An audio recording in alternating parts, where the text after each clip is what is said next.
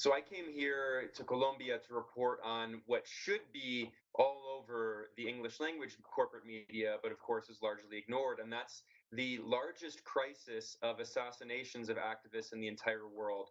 Colombia has the dubious honor of having the highest rate of assassinations of human rights activists, more than any other country. And since 2016 in November, when the government of the former president Santos signed a peace agreement, a historic agreement with the FARC, and the FARC agreed to demilitarize and became a legal party. Since then, more than 550 peace activists and social activists from different groups have been assassinated, including more than 130 members of the FARC itself. So former ex-combatants who agreed to put down their weapons and sign a peace agreement with the government, more than 130 have been assassinated, including some of their family members. So I came here to report on that. And Refugio Humanitario is an event that was over a series of 5 days that was highlighting the crisis here of assassinations, not only targeting former guerrillas from the communist groups, but also targeting indigenous activists, Afro-Colombian activists, women's rights activists, labor organizers, campesinos. All of these people are being targeted by paramilitaries that are linked to the government and that are linked to large landowners, large capitalists, and multinational corporations. So I, as a journalist, want to shed light on this. I think the entire corporate media should be talking about this. Instead, they're fixating obsessively on official enemies of the US government, like Venezuela. And that hypocrisy is really striking to me, being here in the capital of Colombia and looking at the failed right wing coup attempt in Venezuela. There's an obsessive fixation with Venezuela right next door, but almost nothing is said about the extreme violence going on right here in Colombia, a major US ally, of course. The irony is that the Santos administration, which was also a right-wing administration, when they signed the peace agreement, it of course it wasn't out of the kindness of their hearts. It wasn't because they necessarily want peace itself. One of the reasons they did it is because by ending part of the armed conflict, they could help further neoliberal development in the country and give external contracts to multinational corporations. And I've been interviewing indigenous leaders, Afro-Colombian leaders in more rural departamentos here in Colombia. And one of the things that they're talking about is how, although of course it's good that the civil war has at least partially ended, although there still is violence, although that part is good, the downside is that now that the FARC and some of these communists have demilitarized, now the Ivan Duque administration is creating its own plan de desarrollo, its own plan of development, which is a very neoliberal right-wing plan that is allowing multinational corporations to mine resources on their land, which is leading to a lot of displacement of indigenous, Afro-Colombian, and campesino Colombians here. Also, we have seen the massive increase in monoculture production. So the thing was that these, guerrillas, the FARC and others, were essentially defending the land from multinational corporations. And now that they've demilitarized, multinational corporations have free access to exploit this area, and it's leading to not only violence but displacement.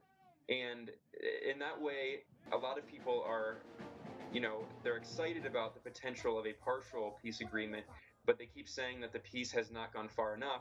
The government has not fulfilled all of its obligations under the already existing agreement. And the Duque administration is even more right wing than the Santos administration and is following in the footsteps of the far right Uribe administration that came before it. Uribe launched his own kind of war on terror, and he tried to essentially say that anyone on the left was an accomplice, a narco-terrorista that was working with the FARC. So there still is this kind of war on terror atmosphere against the left here. The left is still very much repressed, and Venezuela is often used as a bludgeon to attack the left. So in the past election, in which Duque won, but he actually did not win by a large margin. It was much closer than you would think. And for the first time, you saw a left-wing candidate who was actually close to winning power, Gustavo Petro. And during that campaign, the Duque campaign and the corporate media tried to portray anyone who was against Duque who is against neoliberal austerity and against the right-wing policies of the del government, as vicepresidente de Brasil, supporters Jaime of what they Correa. called, hilariously, Castro-Chavismo. So people who were supporting Castroism in Cuba and Chavismo.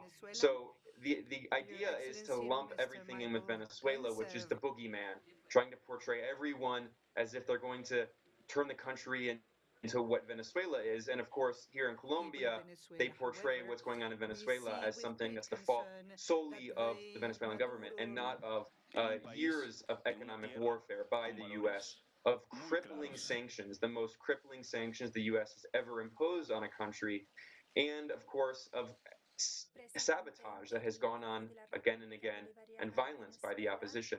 So those aspects, the sanctions, the economic warfare, the violence and sabotage, those are all ignored if you watch media reports here in Colombia or if you listen to the government speak.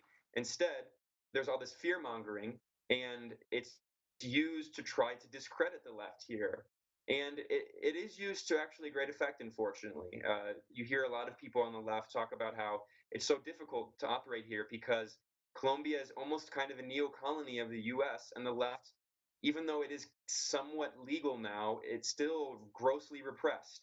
And under the Duque administration and the Donald Trump administration in the US, and my trip showed, I mean, I knew before going, but my trip just conclusively showed that the corporate media reporting in the US and Venezuela is not only ridiculous, it's simply full of lies. It's really, as a journalist, it's really shocking to me how low the editorial standards are on Venezuela, where journalists on CNN and other major corporate media can claim objectively false things, like there's no food, there's no toothpaste, there's no soap in Venezuela.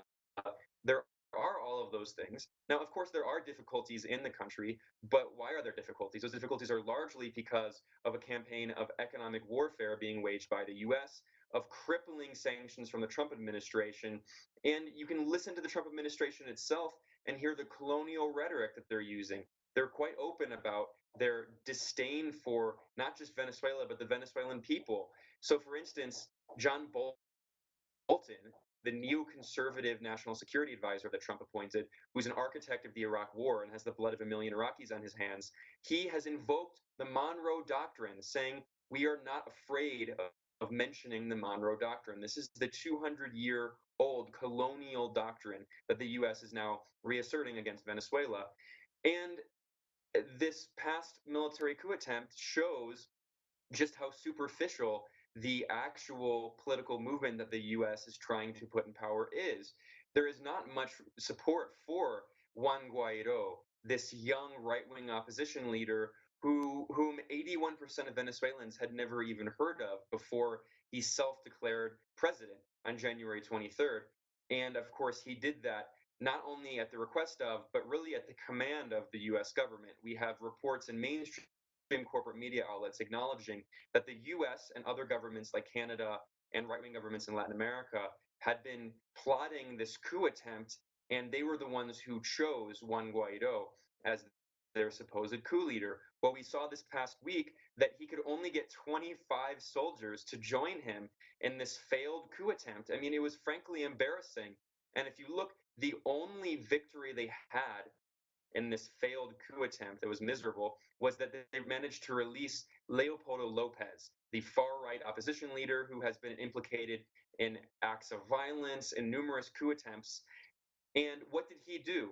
Leopoldo Lopez immediately fled to the Chilean embassy in Caracas. And then when the Chilean embassy said that they were too full and they kicked him out, he went to the Spanish embassy. So that was what they accomplished. The US-backed coup mongers did not take any territory because they don't have popular support and there were virtually no defections. And all they accomplished was freeing this elite oligarch right-wing opposition leader who fled to the embassy of Spain, which colonized Venezuela and large parts of Latin America. So that is the perfect symbol for this failed coup attempt. They are right-wing oligarchs. They're descendants of the European elites who have family who are Harvard economists, and they're trying to work with the Donald Trump administration to overthrow one of the only progressive governments remaining in the region. And they're working with the far-right government here in Colombia that has the highest rate of assassinations of human rights activists, and with the fascist government in Brazil, which is also extremely violent. That is the situation, and anyone who looks at that internationally can see very clearly that this has nothing to do with democracy, nothing to do with human rights. This is about right-wing policies, about exploiting Venezuela's natural resources, and about overturning one of the few remaining progressive governments in the region.